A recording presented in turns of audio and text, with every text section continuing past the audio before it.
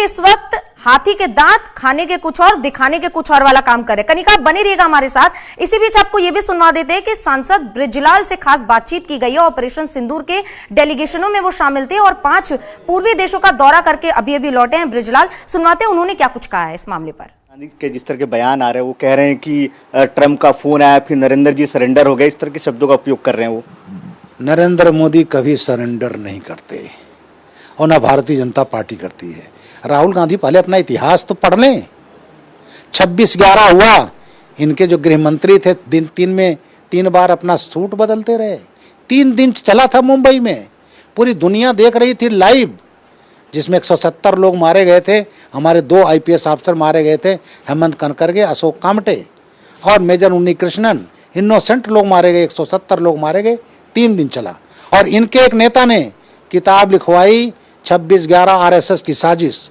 एक प्रदेश के मुख्यमंत्री रहे हैं, अब भी हैं मेंबर राज्यसभा के, और इन्होंने कहा नहीं साहब पाकिस्तान का हाथ नहीं, कसाब जिंदा पकड़ा जाता है। और कहने नहीं साहब ये तो हाथ नहीं है। तुष्टीकरण की नीति पर ऐसे आ जाएं तो 26/11 की किताब लिखाई अजीज बर्नी से, 26/11 RSS की साजिश। उस कांग्रेसी नेता ने, कई नेताओं ने मिलकर मुंबई में विमोचन किया और दिल्ली में लोकार्पण किया। तो जो इस हद तक आ जाएं, उसी समय पाकिस्तान पर हमला बोल देना चाहिए। जब 3 दिन चलता रहा और सबसे ज़्यादा आतंकवादी घटनाएं इनके हुई 2014 में, जब मोदी जी आते हैं तब इसको 0 टॉलरेंस माना गया। और जहां तक सरेंडर की बात है, प्रत्येक दुनिया के लोग फ़ोन करते हैं। हमारे यहाँ भी ट्रंप जी फ़ोन किए, भारत ने कई बार यूक्रेन को फ़ोन किया, रसिया को फ़ोन किया, लेकिन ये जब पाकिस्तान ने घुटने टेक दिया, उनके DGMO ने गिड़गिड़ाया यहाँ, और तब हमने उसको माना। तो मोदी जी कभी सरेंडर नहीं करते, आज पूरी दुनिया उनका लोहा मानती है। एक आखिरी सवाल, विपक्ष लगातार मांग कर रहा है विशेष सत्र को लेकर, विशेष सत्र लाया जाए, वहाँ पे प्रधानमंत्री नरेंद्र मोदी अपना जवाब दें। ऐसा है, अब इनको राजनीति नहीं करना चाहिए। अभी हमसे एक और मीडिया ने पूछा कि ये कह रहे हैं उरी पर भी चाहिए, पहलगाम भी चाहिए। ये वो लोग हैं, जब 2016 में उरी में हमला हुआ, पठानकोट पर हुआ, तो हमने सर्जिकल स्ट्राइक की। ये उसका प्रूफ मांगते रहे, यही कांग्रेसी, यही अरविंद केजरीवाल, यही विपक्षी पार्टियां, और 2019 में जब बालाकोट में किया उसका प्रूफ मांगते रहे। तो ये राजनीति नहीं होनी चाहिए। ये देश का भाई, और आज देश का मस्तक ऊंचा हुआ है। दुनिया में आज हम 4थी अर्थव्यवस्था हैं, हम पूरे विकसित भारत बन रहे हैं। तो इसमें इस टाइप की राजनीति नहीं होनी चाहिए, ये गलत है। धन्यवाद सर न्यूज़ इंडिया से बात करने के लिए। कैमरामैन अरब के साथ पंकज वानखड़े, न्यूज़ इंडिया। तो सांसद बृजलाल को सुना आपने, उन्होंने साफ तौर पर कह दिया कि ऐसे समय में राजनीति नहीं होनी चाहिए, जो कि बिल्कुल सही बात है। इस वक्त जब भारत पाकिस्तान पर पूरे दुनिया की नजर है, ऐसे में राहुल गांधी का या विपक्ष का इस मुद्दे को लेकर, ऑपरेशन सिंदूर को लेकर, सेना के शौर्य को लेकर राजनीति बिल्कुल सही समय नहीं है। अब इसी को लेकर कनिका हमारे साथ लगातार बनी हुई है। कनिका, जिस तरीके से राजनीति खत्म नहीं हो रही है, लगभग 1 महीने का समय बीतने को आया सीजफायर को लेकर, अब राहुल गांधी लगातार दिन पर दिन और ज्यादा इसको मुद्दा बनाते हुए नजर आ रहे हैं। कनिका, यहाँ पर देखना बेहद अहम हो जाता है। ऐसा तो नहीं है कि पाकिस्तान में टीवीज बंद हो गए होंगे, जरूर कहीं ना कहीं उनके ये बयान वहां पहुंच रहे होंगे। ये बयान कितना इंपैक्ट डाल सकते हैं भारत पर?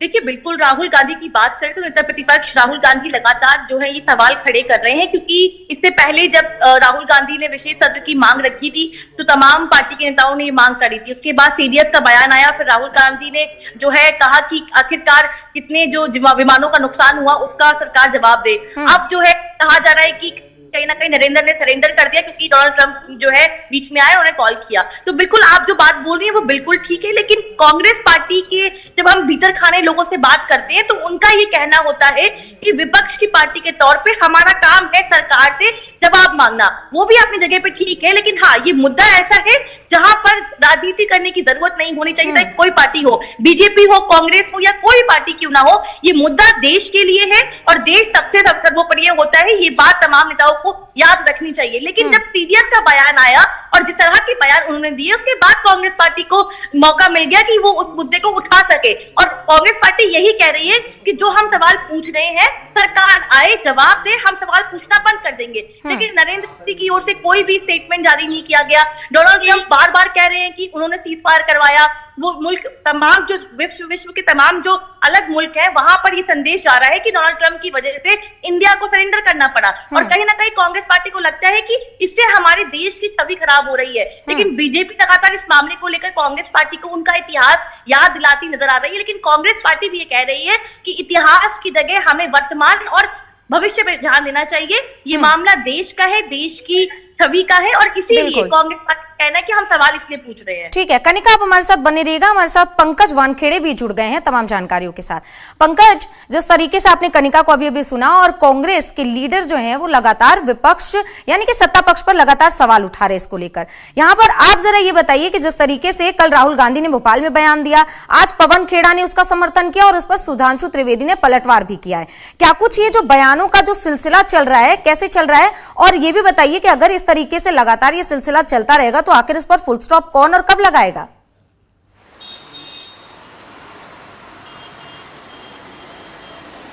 बिल्कुल बेशक, देखिए भारतीय जनता पार्टी का साफ तौर पे कहना है कि जब हम विश्व के पटल पर हमें मैसेज देने की कोशिश कर रहे हैं कि हम तमाम जो पार्टियां हैं भारत की, चाहे कांग्रेस हो, शिवसेना हो या अन्य पार्टियां हो, वो तमाम एक मंच पर खड़ी हैं और आतंकवाद के खिलाफ खड़ी हैं, और लगातार इसको लेकर ऑल पार्टी डेलीगेशन भी बाहर जा रहा है और तमाम देशों में एक मैसेज देने की कोशिश कर रहा है। और ऐसे में जब नेता प्रतिपक्ष राहुल गांधी इस तरह के बयान देते हैं तो इससे साफ समझ में आता है कि नेता प्रतिपक्ष का जो पोजीशन है उस लायक राहुल गांधी नहीं है। इस तरह के जो मैसेज जो है वो बीजेपी की तरफ से साफ तौर पर दिया जा रहा है, क्योंकि लगातार राहुल गांधी इस तरह के हमलावर रहे हैं। राहुल गांधी हो या कांग्रेस तमाम पॉलिटिकल लीडर्स हो, वो लगातार कहीं ना कहीं भारतीय जनता पार्टी और खासतौर पर नरेंद्र मोदी पर हमलावर रहे हैं। इसको लेकर नाराजगी जो है वो भारतीय जनता पार्टी जाहिर करती नजर आई है, और बार बार ये कहना है कि एक मंच पर हम लोग हैं, एक मंच पर रहना चाहिए और इस तरह की ओछी राजनीति नहीं करनी चाहिए। लेकिन खैर देखना होगा कि जब जो मांगे लगातार जो चल रही विपक्ष की तरफ से, अगर वो सर्वदलीय बैठक की हो या विशेष सत्र की, तो हो सकता है कि तब जाके जो बयानबाजी है वो थमने का नाम ले सकता है। ठीक है पंकज, यहाँ पर यह भी एक सवाल बनता है कि ये बयानबाजी तो बीच में चली रही है, लेकिन पूरी दुनिया की नजर अभी भारत पर है, क्योंकि भारत का जो डेलीगेशन है वो कई देशों में जा चुका है और पाकिस्तान की पोल खोलने का काम कर रहा है। लेकिन ऐसे में विपक्ष बार बार ये जो सवाल उठा रहा है और साथ ही बीजेपी भी उस पर पलटवार करने के लिए आ गई है। लेकिन राहुल गांधी जो एक अहम रोल अदा करते हैं, उनका इस तरीके से तंज कसना और उसके बाद इस पर पलटवार आना, जाहिर सी बात है पाकिस्तान के लोग भी ये सारी चीजें देख रहे होंगे। इससे भारत पर क्या इंपैक्ट हो सकता है और किस तरीके से इस चीज को पाकिस्तान की तरफ से और दुनिया के परिप्रेक्ष्य से देखा जाए?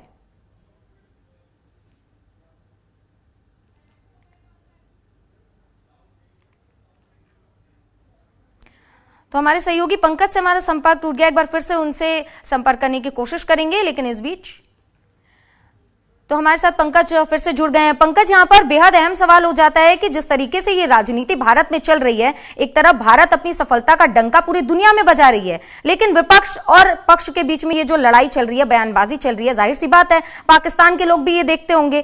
इससे भारत पर क्या इंपैक्ट पड़ सकता है और दुनिया के परिप्रेक्ष्य से ये कितना हम लोगों पर, भारत पर यह असर डाल सकता है?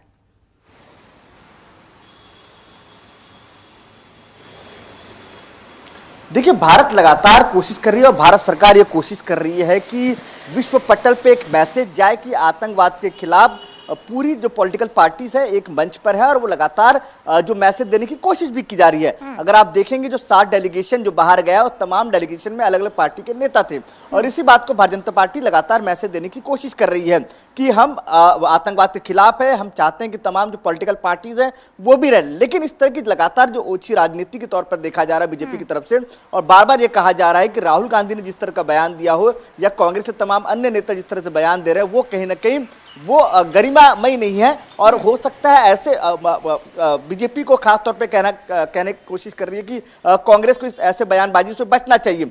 लेकिन अब मैंने पहले ही कहा कि इंतजार करना होगा, हो सकता है सर्वदलीय बैठक हो तो बैठक में हो सकता है इन तमाम जो बयानबाजी है उस पर बिंदु लग सकती है। लेकिन जो इसका मजा जो है पाकिस्तान जरूर लेगा अगर इस तरह के बयान अगर विपक्ष पार्टी से निकल कर आते हैं तो। ठीक है, क्योंकि आपने बिल्कुल सही बोला कि पाकिस्तान इस बात की चुटकी जरूर ले सकता है। पंकज, ये भी बेहद अहम है क्योंकि आज शाम को मंत्रिपरिषद की बैठक होने वाली है और विपक्ष लगातार विशेष सत्र की मांग कर रहा है और ऑपरेशन सिंदूर को लेकर जवाब मांग रहा है। क्या संभव है कि इसे लेकर चर्चा आज हो सकती है और इस पर आज कुछ फैसला आ सकता है?